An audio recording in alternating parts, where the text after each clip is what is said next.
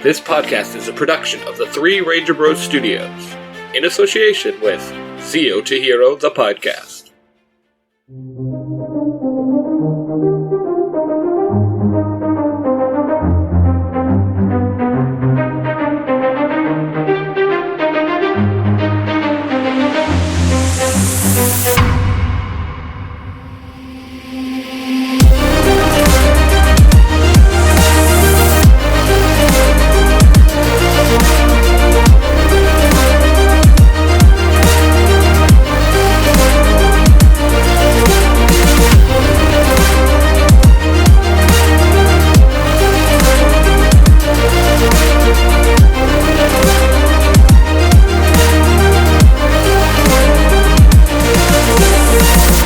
Rangers Global, Chapter 0, The Gathering of Heroes.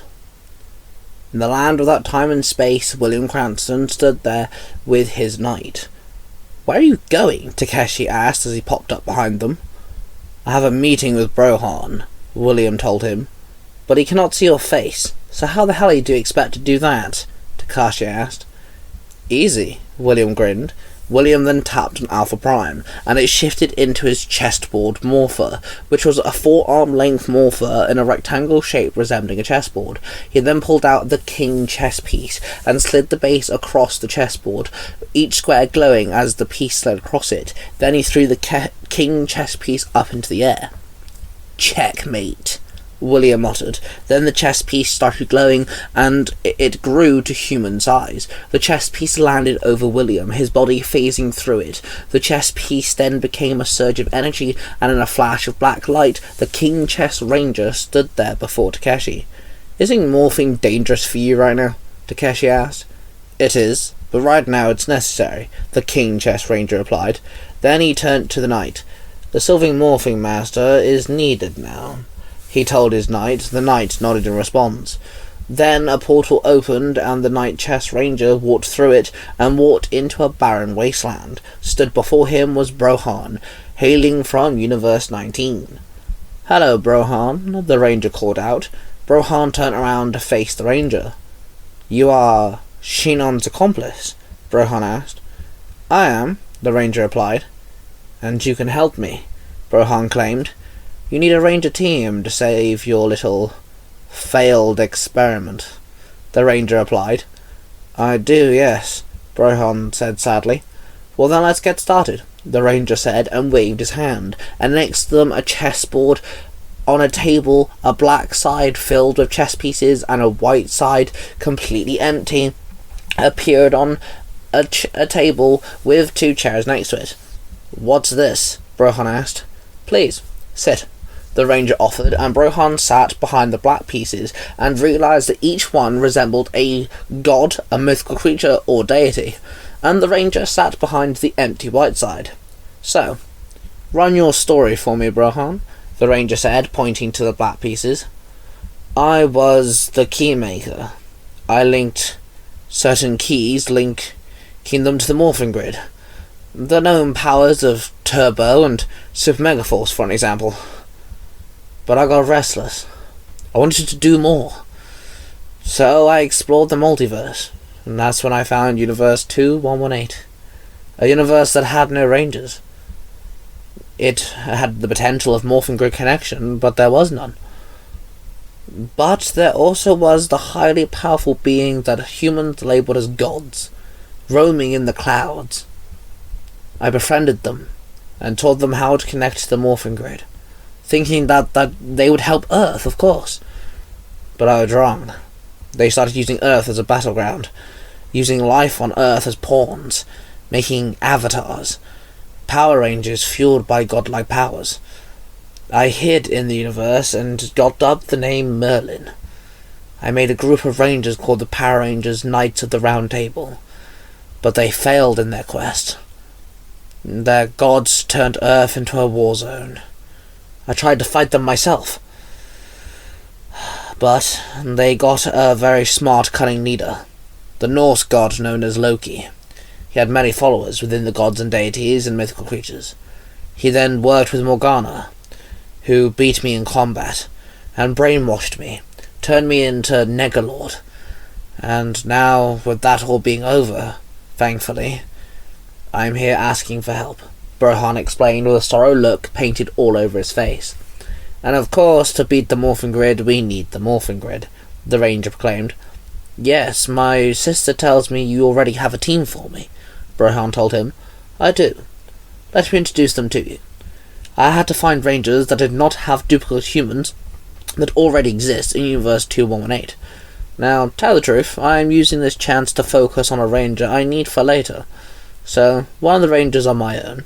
I gathered a group of rangers for you, and as we speak, my servant is collecting them, the ranger explained. Then he pulled out a chest piece, white, with a black and white flag, the Cornish flag, hailing on top of it.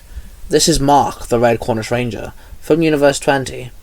For the last while, he's been hopping from universe to universe, chasing down the one called Nethys, the Royal Blue Ranger, who turns out is Loki's new lackey, the ranger explained and placed the chest piece down on the white side. Mark walked through the dimensional rift. He was looking for any trace of the Royal Blue Ranger. He kept walking through the green and black swirling tunnel when suddenly, in a flash of silver, a morphing master stood before him. You're the Silver Morphing Master? Mark blurted. I am, the morphing master nodded. Why are you here? Mark asked. To recruit you, Mark, the morphing master told him. Recruit me? For what? Mark asked hesitantly.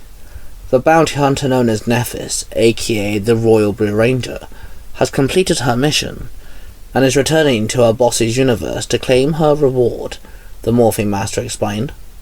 Where? Mark asked, now annoyed. Universe 2118, the morphing master told him. I'm not familiar with that one, Mark replied. Mark then frowned at the morphing master and crossed his arms. What do you need of me? Mark asked him. We need a leader. You have been a part of a ranger team before, and you have much experience jumping through universes. You have worked with many rangers and heroes, the morphing master explained. So you want me to lead a team of rangers? Mark asked, confused. Yes. Please, Mark, come with me, the morphing master pleaded. Suddenly, Mark pulled out his blaster and aimed it at the morphing master. I know of you. You've been going around the universe, making rangers, and changing things. Mark barked, keeping his blaster locked on the morphing master. You need to believe me, Mark, the morphing master barked. How can I? Mark demanded. The silver morphing master slammed his staff down and several images appeared surrounding Mark. Each image showed somewhere in Universe 2118. These are people that need help, Mark. If I cannot convince you, let their cries for help convince you, the master told him. Mark walked up to one image and saw Morgana hanging with a green-suited man with black hair and an evil grin, a crown on his head with two huge horns. Morgana? And Loki? Mark asked. Yes, this version of Morgana is Loki's first in command, the silver morphing master explained. Mark put his blaster in its holster. I will help. Mark sighed. The images disappeared, and a portal opened behind the morphing master. Prepare yourself, the morphing master said. Mark looked at the master, and then walked through the portal. Brohan watched as the ranger pulled out a second white chest piece with a Viking helmet on it. He placed it down next to the Red Cornish Ranger's chest piece. Next is Elias, from Universe 0.0x, the ranger told him. Brohan raised an eyebrow in confusion. A universe where all this power, the struggle, the good, the bad, the morphing grid, Power Rangers, Lord Zed, and every other villain who seems to rail after him, is all but fiction. It is a mirrored universe of that of Universe 0.00, the only universe that no one can access. But Universe 0.0x works just as well. I actually retrieved this ranger a little while ago, the ranger explained. In Universe 0.0x, Xander was an ordinary boy. In Universe 0.0X, Power Rangers and Kamen Riders were nothing but stories, printed in comic books, made into TV shows and movies, made into merchandise. Another way that Power Rangers had become a staple in Xander's life was his father. Willie was a fan fiction writer who made Power Ranger fan fictions and recorded himself reading the chapters and uploaded them onto the internet, making his fan fictions into audio dramas for people to listen to. Xander featured in these stories, as himself, in the story called Power Ranger Cyberforce. Xander sat there playing on his newly built PC when suddenly a portal opened in the middle of his room, and a man walked out. What the hell? Xander called out. He dropped to the floor and scurried in the corner, covering his face in his arms, hiding away, scared. "What are you doing?" the figure asked him. Are you not here to harvest my organs? Xander barked through his arms. "No, I'm here to recruit you. You're an important Power Ranger in an important mission," the figure told him. What are you on about? Power Rangers don't exist. Xander said in disbelief. "Oh, you silly child," the figure chuckled. The figure walked over to Xander's table and picked up his discarded homework. "Wait, is your name Xander?" the figure asked. Yes? Xander mumbled. The figure turned around, turning his back to Xander. "I cannot have another Xander. We're about to have two. I have to deal with one of them more than the other, but still, if my plans go to plan, God damn it, I should not hinder the course of their reality, but I cannot have another reminder of my own Xander. If I do, I'm going to have to blow up a rock platform or something. It's bad enough there's a Xander already in verse 19, the figure mumbled to himself. Xander climbed to his feet and slowly gazed at the figure, mumbling to himself in his bedroom. Dude, you okay? Xander asked. The figure turned around and stared dead into Xander's eyes. What? Xander asked. "I'm afraid I have to change the course of things. I do apologize for this," the figure told him. Then Xander watched the figure as his eyes turned all white, and suddenly everything started to shake, and then everything turned black. In Universe 0.0X, Elias was an ordinary boy. In Universe 0.0X, the Power Rangers and Kamen Riders were nothing but stories, printed in comic books, made into TV shows and movies, made into merchandise. Another way that Power Rangers had become a staple in Elias's life was his father, Willie. He was a fanfiction writer who made Power Ranger fanfictions and recorded himself reading the chapters and uploaded them into the internet, making his fanfictions into audio dramas that people could listen to. Elias featured in these stories, as himself, in a story called Power Rangers Cyberforce. Elias sat there playing on his newly built PC when suddenly a portal opened in the middle of his room, and a man walked out. What the hell? Elias called out. He dropped to the floor and scurried in the corner, covering his face with his arms, hiding away, scared. "Yes, my name is William Cranston, and I'm here to recruit you to join a team of Power Rangers," the figure told him. Elias stood up and faced William. I've always wanted to be a ranger. Elias grinned. William gave Elias an evil smile, then placed a finger on his forehead, and Elias fainted. For a few weeks, Elias would watch his body move. In a Power Ranger suit, his body and voice moving without any consent. He watched his body become William's servant for a few weeks, making monsters for Universe 113, helping villains in Universe 20, Universe 19, and Universe 91. Elias got used to watching his body do all the work, and him watching it like a movie, on a repeated routine. Then one day, it all changed. Elias woke up, and could flex his fingers, move his shoulders, turn his head. He could move on his own merit. He breathed oxygen on his own, and then, eventually, he looked up to see the knight, William's other lackey, stood before him. Why am I here in a dimensional tunnel? Elias asked as he looked around at the blue tunnel. "It is time for you to join your team, Elias," the knight told him. Finally! Elias muttered, taking his first steps by himself for the first time in what felt like forever. "This is for you," the knight said, and waved his hand, and suddenly his ranger suit changed. He was now a bright blue colour. He had Viking horns. He had a fur patch over his shoulders. His suit was slightly more bulky than before. He was holding a huge sword and shield. He stood there and faced the knight. Power down. He called out and then demorphed. Then Elias noticed a new crystal necklace around his neck as he held it in his hands.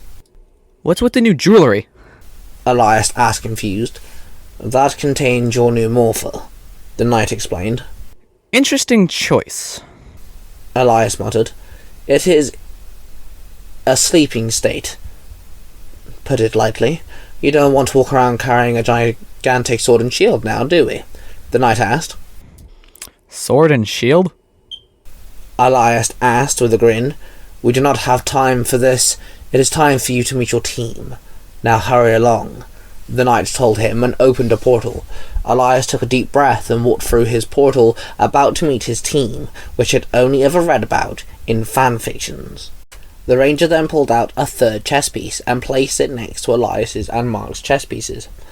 This one was white with a gold base and a Celtic rune on top. "Our third ranger comes from Universe 113, the ranger told Brohan. "Wait, I know of this universe. The Future Foundation. They're your little side project, aren't they?" Brohan asked. "That is correct. I managed to find a suitable candidate for my favourite universe," the ranger told him.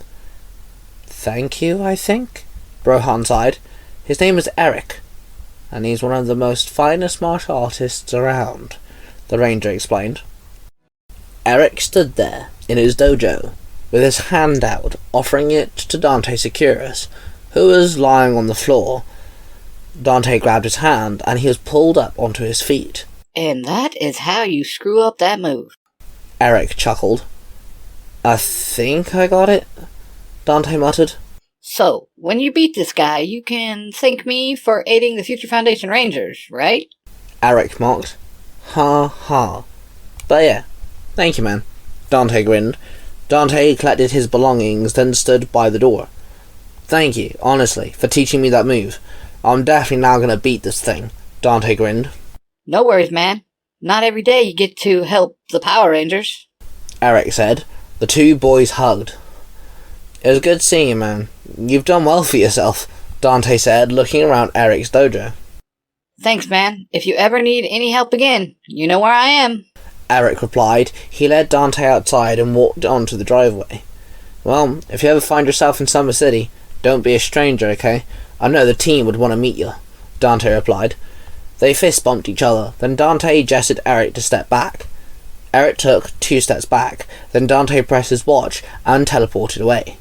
Eric then walked back into the dojo and found the knight stood in the centre of the room. The Silver Morphing Master glared at Eric. "It has been a week, Eric," the Silver Morphing Master told him. "Yeah, and you knew Dante was coming, didn't you?" Eric snapped. "I did. I thought I'd let his appearance make my point," the knight told him. Eric took a deep breath. "You were right. Dante can handle Lusicon, and with Xander going off recruiting other rangers, I ain't needed here," Eric told the knight.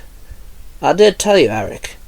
You can come with me now to Universe 2118 and be a part of something greater, where your talents are needed," the knight said. "Fine, give it here," Eric muttered and held out his palm. The knight placed a small silver ring with a green Celtic rune on it in his palm. Eric picked it up and slotted the ring on his finger. "Now what?" Eric sighed. The knight opened a portal and gestured Eric to follow. Eric looked around the room at the dojo that he spent the last 3 years building from the ground up. "Guess this can wait for a while." Eric sighed, then he walked through the portal. The ranger pulled out a 4th chess piece. This one was also white, but the base was half white and half black. The top of the chess piece was half a jackal and half a falcon. Then lastly we have Philip, who was born and raised on the hellish world of Universe 35. Lucky for you, he was raised in their version of Egypt. a place he'll know well, the ranger explained and placed the fourth chess piece with the other three. I'm confused, Brohan asked. Let me explain this a bit more. Each one of the rangers brings something to the table. In a physical and mental format, Mark has the ability to wield 7 weapons, 5 of which combine. Add that to Mark's history as a ranger, and his experiences that he's gained through jumping from universe to universe, makes him a great leader. Eric, he has the powers of the Celtics in his hands. He also has great fighting ability, with years of training and many different martial arts styles under his belt. Elias comes from a world where we are all but fiction. His fan-fueled mind becomes useful knowledge in a time like this, plus he wields the strength of a Viking, the ranger explained. And this one? Brohan asked, pointing to the fourth chess piece. Well, he comes from a universe where life is dictated, and it's survive or die. He has great survival instincts, which I believe will come in handy. But also, he's the chosen avatar of the god Ra, and the god Anubis. His body can handle that of 2 god avatars, unlike the humans from Universe 2118, who can only handle the god of 1. This ranger is on your side, which means you have 2 gods here to help you. 2 gods on your side as well. The rangers you will face are going to be tough. Having one of them on your side evens out the playing field. Just a little bit, the ranger explained. I understand, Brohan nodded. Philip walked through the desert, leaving his life behind him. Egypt nothing but a small dot in the desert sun way back behind him. Beside him was Ra, the god of the sun, and Anubis next him, the god of the afterlife. Walking slowly, they dragged their feet through the sand. You know we need to get home, Anubis barked. I know this, you keep saying it, I don't know why. You know what? Don't even know what you want me to do here. I'm nobody. I keep repeating myself, Philip growled back. You must remember, humans are almost worthless. Ra butted in. Hey, what did we agree on? Philip asked. If you're going to be our avatar, then we don't mock you. Ra sighed. Uh-huh, thank you, Philip snapped, pointing his fingers at the 8-foot-tall falcon-headed god. Suddenly, a portal opened behind them, and the human and 2 gods spun around to face the being walking out of it. Hello, Philip, a knight said as he walked out. And who are you? Philip asked. I'm the Silver Morphing Master, and I'm here to help you get these 2 gods home to their rightful universe, the Morphing Master told him. You can get us back? Ra asked. This must be a trick, surely, Anubis growled. I understand your concerns, but do not fear. I need Philip to come with us as well, the knight said. Why me? Philip blurted. You are their chosen avatar. We need the Ranger of Ra and the Anubis Ranger in the aid of taking down Loki, the knight told them. Both Ra and Anubis gasped. I ain't a Power Ranger, Philip chuckled. Oh, but you are. See, in the Universe 2118, gods have slightly more enhanced abilities. A universe where the gods have fused with the Morphing Grid and made their avatars into Power Rangers, the knight explained. You mentioned Loki. Why bring that monster's name to our attention? Ra asked. You'll have been misguided in the ways of the grid, and Loki is now the sole ruler of the world, and the rest of the gods and deities either follow or are forced to. His 2 generals have gathered. He plans on getting stronger, enough to destroy the universe, then advance on to other universes if he succeeds, the knight told them. Okay, I might not be able to help here in my own world, but maybe I can help with yours. I made a promise that I would always do what's right. So I accept, Philip said. He looked at the 2 gods. Thank you, Philip, Ra said. We will lend you our power if you're willing to help us. Anubis nodded. Okay, you 2. Let's go help save your world, yeah? Philip nodded. Then the knights gestured the 2 gods and Philip to enter the portal. Oh, and for the 20th time, it's a lip, Philip muttered. Then the 2 gods and Philip walked through the portal. Brohan looked at the chest pieces. I was promised a team of 5, Brohan said confused. Ah yes, your Pink Ranger. You're gonna have to wait for that one, the ranger said, pulling out a 5th chess piece and placing it on the table next to the chessboard. Her time is soon, but the boys must be introduced to one another. And deal with a threat or two first, the ranger explained. Okay, so I have my team. What do I do? Brohan asked. You know what you must do, the ranger replied. I must be their mentor, Brohan sighed. Yes, I already have that covered. You have taken many names, Brohan. Many forms, many faces. You once again will need a human form. I've made a life for you. Luckily these villains cannot see through my universe alterations. I've made you the owner of a great Egyptian library and museum of ancient history. Your assistant will run the museum side, whilst you take care of the library. That is your, air quote, cover story, the ranger explained.